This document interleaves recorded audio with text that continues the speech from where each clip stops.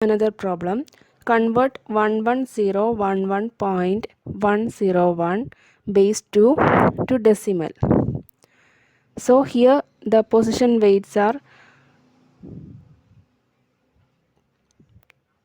2 raised to 0, 2 raised to 1, 2 raised to 2, 2 raised to 3, here 2 raised to 4. And to the right of this binary point, 2 raised to minus 1, 2 raised to minus 2, 2 raised to minus 3.